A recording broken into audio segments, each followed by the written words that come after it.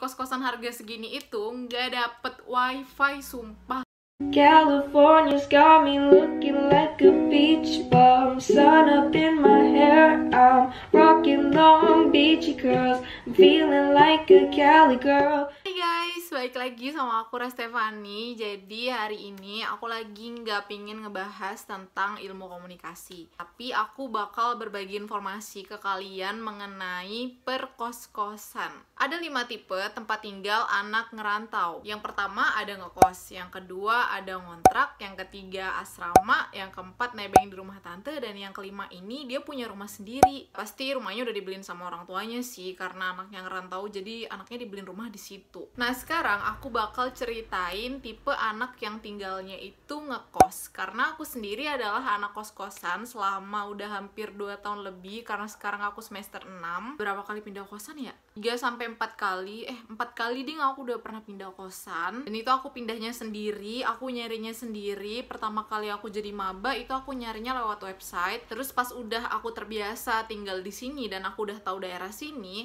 aku mulai cari kos-kosan sendiri naik motor sama temen-temenku. Dan ya udah pas sudah ketemu ibu kosnya aku buat deal sendiri, terus habis itu bayar, ya udah pasti duitnya dari orang tua sih. Habis itu aku pindahin barang-barangnya sendiri. Jadi selama 4 kali aku pindah kosan itu aku bener-bener mindahin barang kosan sendirian.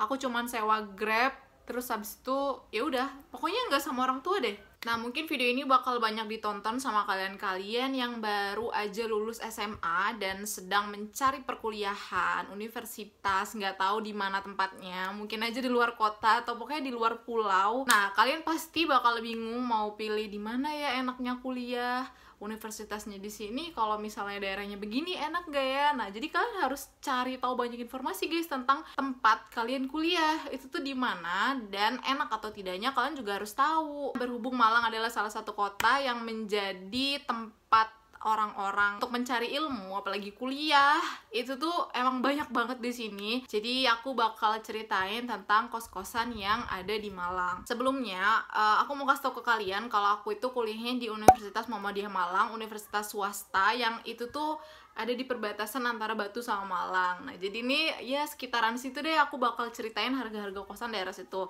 Aku juga bakal ceritain waktu aku pernah ngekos di deket daerah UB. Buat kalian yang penasaran, kalian harus nonton video ini sampai selesai. Jangan lupa untuk subscribe dan ya.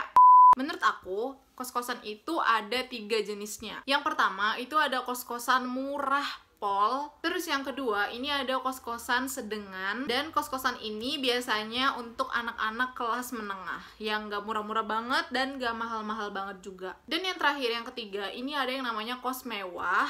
Biasanya itu kos-kosan ini tuh namanya kos-kosan premium, kos-kosan eksklusif. Nah, dan aku di sini bakal bahas satu-satu dari kos-kosan yang paling murah, kos-kosan yang sedengan, dan kos-kosan yang mahal banget. Karena dari ketiga tipe ini, aku sudah pernah tinggal di yang murah banget, aku juga udah pernah tinggal di tempat yang mahal banget. Tapi sekarang aku tinggal di kos-kosan yang sedengan. Percayalah, itu tuh udah nyaman banget, sumpah. Jadi nggak perlu mahal-mahal kalian tuh mencari kenyamanan. Nah yang pertama aku bakal bahas kos-kosan yang murah pol. Ini tuh kayak gimana sih? Untuk kos-kosan murah banget yang aku bilang ini, itu kisaran harganya dari 350.000 per bulan sampai 400.000 per bulan. Karena aku udah pernah ngerasain sendiri, jadi menurut aku harga segitu bisa diklasifikasikan sebagai kos-kosan yang harganya murah. Nggak tahu lagi kalau misalnya ada harga yang di bawah itu, di bawah 350.000. Biasanya untuk kos-kosan yang harga segini, lokasinya agak sedikit di perkampungan. Kalau nggak masuk gang-gang, dia itu pasti ada di tempat-tempat yang rame dan padet banget gitu loh orang-orangnya. Bukan di perumahan maksudku, apalagi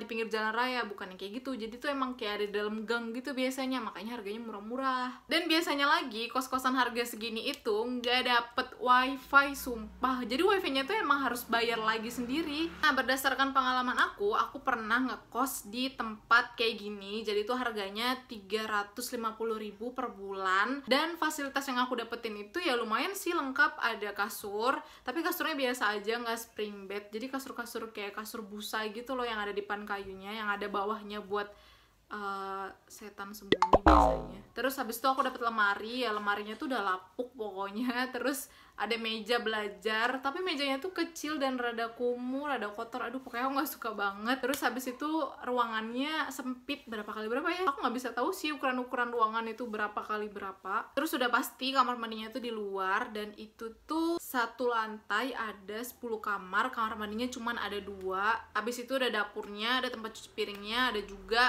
parkirannya. Aku dapet wifi waktu itu, tapi bayarnya beda lagi. Jadi per bulan kalau nggak salah berapa ya, 50.000 atau 60.000 gitu. Pokoknya segituan deh. Terus tempatnya itu tuh bener-bener di dalam gang, kumuh menurut aku. Jadi aku di situ nggak betah. Aku cuma bertahan 1 bulan akhirnya. Habis dari situ aku cari kos-kosan lagi dan aku pindah ke kos-kosan yang premium. Nanti aku bakal ceritain. Ini ceritanya urut ya, habis dari kos-kosan yang biasa aja, sekarang ke kos-kosan yang sedengan. Nah, untuk kos-kosan yang sedengan, atau biasa aja, kelas menengah, kisaran harganya itu sekitar 500.000 sampai 950.000 rupiah per bulannya. Dengan harga segitu, itu tuh udah lumayan banget, karena biasanya tuh ada yang dapat kamar mandi dalamnya juga dengan harga segitu doang loh padahal. Terus fasilitasnya juga oke, dan ada juga kos-kosan yang baru dibangun. Itu kan bangunannya baru tuh, modern, bagus. Harganya tuh juga ya segituan yang dikasih, dan harga segitu juga ada yang lokasinya tuh deket banget sama kampus. Karena aku juga sudah mengalami sendiri tinggal di tempat yang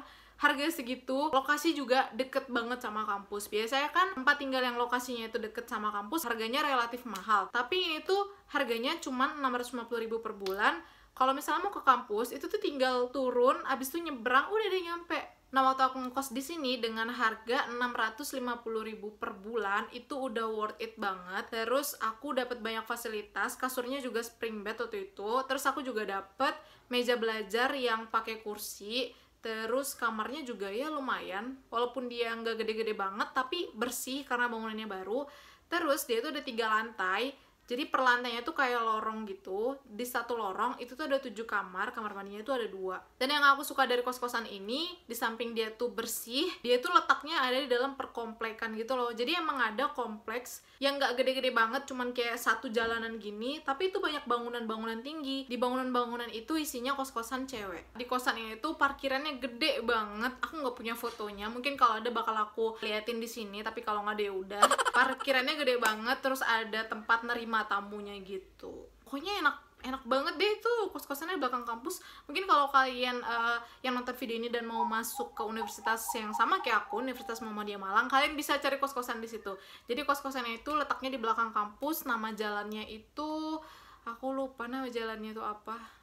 Nah, yang ketiga adalah kos-kosan mewah, kos-kosan premium, kos-kosan eksklusif. Itu tuh harganya itu kisaran 1 juta rupiah sampai 2 jutaan. Bahkan ada yang lebih dari itu. Fasilitasnya itu bener-bener lebih dari cukup. Dan oh ya, kadang juga harga segini, harga 1 sampai 2 juta itu ada juga yang bangunannya itu bangunan lama, fasilitasnya biasa aja. Apa sih yang buat dia mahal? Nah, yang buat dia mahal itu biasanya karena emang lokasinya deket sama kampus. Pokoknya kalau misalnya mau cari kos-kosan, pinter-pinter aja deh. Kalian perkirain kalau misalnya jaraknya sejauh ini, itu bakal menyusahkan kalian nggak gitu. Nah, dari pengalaman aku, dulu aku pernah ngekos di daerah Sigura-gura. Mungkin kalian anak Malang, kalian tahu. Ini tuh emang daerah anak-anak UB sama anak-anak UM. Dan di sini banyak banget kos-kosan. Aku waktu itu pertama kali, masih maba itu pokoknya semester 1, aku ngekos di tempat ini. Itu emang kos-kosan premium banget, karena harganya mahal banget. Per bulannya itu aku untuk kamarku doang.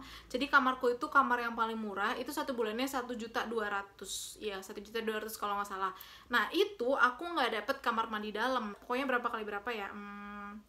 Nanti aku cantumin deh fotonya juga kalau ada ya. Terus dia tuh rapi banget, bersih, sumpah. Terus tackle-nya itu pakai tackle gede-gede. Paham gak sih yang ada di mall-mall, yang ada di hotel-hotel? Pokoknya aku suka aja sama bangunan-bangunan yang tackle-nya emang gede-gede. Terus fasilitasnya itu kasur, spring bed. Ya walaupun untuk 1 orang, tapi ini tuh lumayan banget karena dia empuk. Terus dipan si kasur ini tuh lucu banget, sumpah. Kayaknya dia belinya di IKEA deh, atau nggak di Informa kali. Jadi tuh emang ada selorokannya gitu loh di dipannya. Terus dipannya tuh warna-warni, pokoknya lucu banget. Warnanya tuh warna warna-warna soft gitu. Aduh, nama kosannya tuh apa ya, aku lupa. Nah, satu lorong itu luas banget dan kamarnya cuma 8. Yang 3 itu kamar mandinya dalam semua, terus yang 5 termasuk kamarku itu tuh kita dapetnya kamar mandi luar. Kamar mandi luarnya itu udah 3, terus dia tuh pakai kloset duduk, pakai shower, ada air hangatnya. Sumpah enak banget pokoknya. Terus nih ya, sebelum masuk kamar mandi itu tuh ada wastafel sama kacanya gitu, dan gila bagus banget kayak di hotel. Sumpah itu aja tempat wastafelnya kayak pakai batu-batuan gitu loh. Dapurnya mewah banget, pakai meja kayu-kayu gede, terus habis itu ada jemuran, ada tempat cuci-cuci, ada kayak kafe-kafean kecil gitu loh di bawahnya. Bukan kafe sih, nggak ada yang jualan sih sebenarnya, cuman kayak tempat duduk-dudukan gitu, ada colokannya banyak, nyaman banget ya Allah. Terus parkirannya juga gede, karena udah pasti kalau misalnya kos-kosan mahal kayak gitu pasti kebanyakan anak-anak yang kos di situ juga anak-anak borju, dan kebanyakan dari mereka juga bawanya mobil, jadi parkirannya luas banget. Nah, itu untuk kos-kosan premium dan pengalaman waktu aku pernah tinggal di tempat kayak gitu. So, buat kalian nih yang baru aja lulus dan kalian merencanakan untuk merantau karena universitas favorit kalian itu ada di tempat yang jauh, kalian harus persiapin diri karena kalian harus memilih tempat tinggal, entah itu ngekos, entah itu kalian mau ngontrak, atau kalian tinggal di rumah tante kalian, atau mungkin orang tua kalian mau belikan kalian rumah, atau mungkin juga kalian ditaruh di asrama.